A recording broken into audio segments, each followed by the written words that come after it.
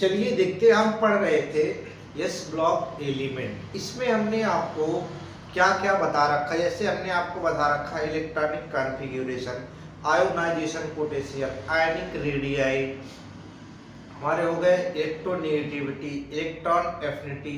ये सारी की सारी चीजें हमने आपको डिस्कस कर रखा है। अब नेक्स्ट टॉपिक हमारे पास है लैटिस एनर्जी। तो लैटिस एनर्जी होता क्या है? जैसे देखो, आप हो, अगर आपको तोड़ने के लिए कोई भी एनर्जी अलग से लगानी पड़ती, तो जो लगाई गई एनर्जी है आपको ब्रेक करने के लिए, आपको अलग करने के लिए, उसे हम बोलते हैं लैटिस एनर्जी। क्या बोलेंगे? Lattice energy. उसके बाद एक टॉपिक आता है हाइड्रेशन एनर्जी। हाइड्रेशन एनर्जी क्या है? कोई भी चीज है उसमें आप पानी को ऐड करो। क्या करो? पानी को ऐड करो। जब आप पानी को ऐड करते हो तो क्या होता है कि वो अपने आयन में ब्रेक हो जाते हैं और उसके साथ ही एक एनर्जी निकलती है। जो एनर्जी निकलती है, रिलीज होती है, उसको हम बोलते हैं हाइड्रेशन एनर्जी। क्या बोलते हैं? Hydration energy. तो चलिए हम देखते हैं लैटिस एनर्जी और हाइड्रेशन एनर्जी है क्या। यहां कह रहा है लैटिस एनर्जी। सपोज करो आपके पास एक कोई सा मॉलिक्यूल है जो इसे है, इसको हम बोलते हैं लैटिस क्रिस्टल। क्या बोलेंगे?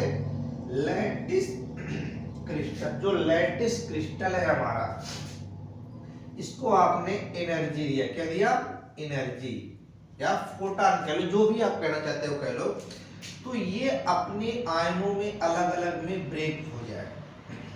जो ब्रेक हुआ, इसके साथ जो रिक्वायरमेंट अमाउंट ऑफ एनर्जी हुआ, जितने की आवश्यकता हुई, उसी को हम बोलते हैं लैटिस एनर्जी। क्या बोलेंगे? Lattice energy. क्या क्या रहा है? देखो, the minimum amount of energy required to break a crystal lattice into its free ion. क्या है? जो क्रिस्टल आपके पास दिया है, उस क्रिस्टल को तोड़ने के लिए कम से कम जितनी एनर्जी की आवश्यकता होगी, उसी एनर्जी को हम कहते हैं लैटिस एनर्जी। क्या कहेंगे? Lattice energy. तो ये हो गया हमारा लैटिस एनर्जी। जैसे हमारे पास है LiCl। क्या है हमारे पास? LiCl। तो जो LiCl हमारे पास है, अगर हम इसे ब्रेक करें, इसे एनर्जी दें, तो क्या होगा? ये अपने आयन में ब्रेक हो जाएगा। क्या होगा? अपने आयन में ब्रेक हो जाएगा। कैसे होगा वो हम देखते हैं। आयन में ब्रेक करना हमने जैसे ले लिया LiCl ले लिया। क्यों हमने LiCl लिया? क्योंकि हम यस ब्लॉक फर्स्ट ग्रुप पढ़ रहे, तो Li उसी में आता है। हमने इसे क्या किया? थोड़ी सी एनर्जी दी, तो ये क्या हुआ? अपने आयन में ब्रेक हो गया। अब ये आयन में ब्रेक हो गया, अब ये फ्री हो गया। अब देखो, जो एनर्जी हमारे पास रिक्वायर हुआ, कितने एनर्जी की आवश्यकता थी, इसी को हम बोलते हैं लैटिस एनर्जी। क्या बोलेंगे? Lattice energy. तो लैटिस एनर्जी की एक पहचान क्या है? Charge of number upon size. अगर किसी भी चीज का साइज बड़ा होगा तो उसकी लैटिस एनर्जी उतनी ही कम होगी। क्या होगी? हमने क्या कहा? अगर साइज क्या हो? बड़ा हो। क्या हो? अगर साइज इंक्रीज हो रहा है तो ये ली क्या होगा? डिक्रीज होगा। बात क्लियर है या नहीं? हम क्या कह सकते हैं? Charge upon charge of number upon size. Size जितना छोटा होगा वो लैटिस एनर्जी उसकी उतनी ही अधिक होगी, और साइज जितना बड़ा होगा उतनी लैटिस एनर्जी उसकी क्या होगी? कम होगी। तो कह क्या रहा है कि अगर लैटिस एनर्जी आपको ज्यादा चाहिए, तो ज्यादा होने के लिए साइज उसका क्या होगा? छोटा करना पड़ेगा। क्या होगा? छोटा करना पड़ेगा। अब कह रहा है कि वैल्यू ऑफ लैटिस एनर्जी। जो लैटिस एनर्जी है, इसकी वैल्यू क्या है? Of alkali metal. जो भी एल्कली मेटल होगी, इसकी जो lattice energy decreasing down the group. जैसे जैसे आप नीचे की तरफ आते हो, नीचे की तरफ आ रहे हो टॉप टू बॉटम। जैसे जैसे आप टॉप टू बॉटम आ रहे हो क्या हो रहा है, इनके जो साइज हो रहे हैं वो बिगर हो रहे हैं। साइज क्या हो रहे हैं, इंक्रीज हो रहे हैं। और अगर साइज इंक्रीज होगा तो लैटिस एनर्जी हमारा क्या होगा, डिक्रीज होगा। सॉरी, अगर साइज इंक्रीज हो रहा तो लैटिस एनर्जी क्या होगा हमारा, डिक्रीज होगा। तो ये देखो लिखा है alkali metal decreases down the group. जैसे जैसे हम ऊपर से नीचे की तरफ आते हैं तो हमारा क्या होता है, लैटिस एनर्जी घटती जाती है। क्यों घटती है, because size of cation is increase. जैसे जैसे आप नीचे जाओगे तो केटायन का साइज क्या होगा, इंक्रीज होगा। और जब केटायन का साइज इंक्रीज होगा तो क्या होगा, हमारा लैटिस एनर्जी उतना ही कम होगा। यानी एक तरफ आप बढ़ेगे तो दूसरी तरफ क्या होगे, घटोगे। बात समझ में आई।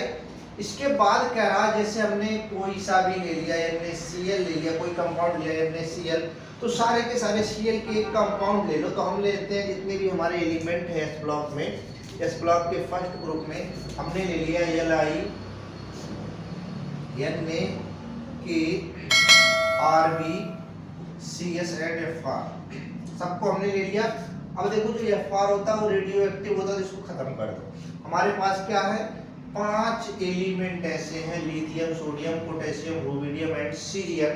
इन सभी 5 एलिमेंट के साथ, लिथियम के साथ क्लोरीन, सबके साथ क्लोरीन को रिएक्ट करा दो तो ये बनेगा क्या, LiCl, NaCl, KCl, RbCl, CsCl, यही तो होगा। अब हम क्या करें, जैसे जैसे आप क्या करते हो, इनका साइज बढ़ रहा है तो इनका लैटिस एनर्जी क्या हो रहा है, घट रहा है। तो ये हमने क्या किया, इनका साइज जैसे जैसे बढ़ाया तो इनकी लैटिस एनर्जी क्या हो रही है, घटती चली जा रही है। तो यहाँ क्या लिखा है, decreasing order of lattice energy, lattice energy का घटता हुआ क्रम। तो घटता हुआ क्रम आप सीधे इस टाइप से, अगर बढ़ता पूछे तो इसका साइन क्या करो, सिंबल बदल दो। तो ये था हमारा लैटिस एनर्जी का घटता हुआ क्रम। क्या था, लैटिस एनर्जी का घटता हुआ क्रम। क्या है, LiCl, NaCl, KCl, RbCl, CsCl। Clear है। अगर इसी को डिक्रीजिंग के जगह पे इंक्रीजिंग करें तो साइन क्या कर दो, चेंज कर दो, बन गया हमारा क्लियर। अब कहता है हमारे पास एक न्यू हेडिंग है, न्यू टॉपिक है, हाइड्रेशन एनर्जी। हाइड्रेशन एनर्जी का मतलब आप सीधे से जानो, कोई भी वस्तु आपके पास हो, अगर आप उसमें वाटर को ऐड करते हो और वाटर को ऐड करने के बाद वो अपने आयन में ब्रेक होते हैं तो उनको हम बोलेंगे, जो एनर्जी उसके साथ रिलीज होगी उसको हम बोलते हैं हाइड्रेशन एनर्जी। क्या बोलते हैं हम, हाइड्रेशन एनर्जी। जैसे यहाँ कह रहा है when ionic solid are added into water, क्या है, किसी भी चीज में आप वाटर को ऐड करो या वाटर में आयनिक सॉलिड को ऐड करो, then it form hydrated ion. क्या होंगे, ये हाइड्रेटेड आयन बनेंगे। इसके साथ ही साथ क्या रिलीज होगा, energy, energy release called hydration energy. जैसे आपके पास NaCl है, क्या है, NaCl है, इसी NaCl में आपने वाटर डाल दिया। क्या डाल दिया, वाटर। तो जब आपने वाटर डाला तो क्या होगा, वाटर आप डालोगे सीधे Cl हो गया प्लस NaOH हो गया। और अगर थोड़ा सा ब्रेक करोगे तो अपने अपने आयन में ब्रेक हो जाएंगे, Na प्लस Cl में ब्रेक हो जाएंगे। तो जब ये आयन में ब्रेक हो रहे हैं तो इनके साथ जो एनर्जी रिलीज हो रही है इसको हम बोलते हैं हाइड्रेशन एनर्जी। क्या कहेंगे हम, हाइड्रेशन एनर्जी। कह रहा है कि जो हाइड्रेशन एनर्जी होता है, hydration energy charge upon size of aqueous ion. क्या होगा, charge upon size of aqueous ion, size of aqueous ion. जो एक्वस आयन होगा उसके, तो अगर चार्ज ज्यादा है तो हाइड्रेशन एनर्जी उतनी ज्यादा होगी, चार्ज कम है तो हाइड्रेशन एनर्जी उतनी कम होगी। जैसे हमने क्या किया, एक मेटेलिक आयन ले लिया। अब जो मेटेलिक आयन है इसमें हमने वाटर को ऐड किया। क्या किया, वाटर को ऐड किया। कैसे, देखो हमारे पास है मेटल आयन, इसमें nth मॉलिक्यूल हमने वाटर को ऐड किया तो हमारे पास क्या बना, एक कॉम्प्लेक्स बन गया MH2 ओ अब हमने मान लो अगर x लिया तो x हो जाएगा, n लिया तो n हो जाएगा, उसके ऊपर पार्टिकल और क्या हो जाएगा हमारा हाइड्रेशन एनर्जी। क्या होगा? Hydration energy. कह रहा है कि अगर हाइड्रेशन एनर्जी डिक्रीज होता है, hydration energy decrease with increase in the size of cation, अगर साइज ऑफ केटायन इंक्रीज हो रहे हैं तो हाइड्रेशन एनर्जी हमारी क्या होगी? डिक्रीज होगी। Hydration energy increase from top to bottom, जैसे जैसे टॉप टू बॉटम आते हो, ऊपर से नीचे की तरफ आते हो, तो हाइड्रेशन एनर्जी हमारी क्या होती है? इंक्रीज होती है। फिर जो लैटिस एनर्जी हमारे पास है, lattice energy and hydration energy is responsible for solubility of ionic solid.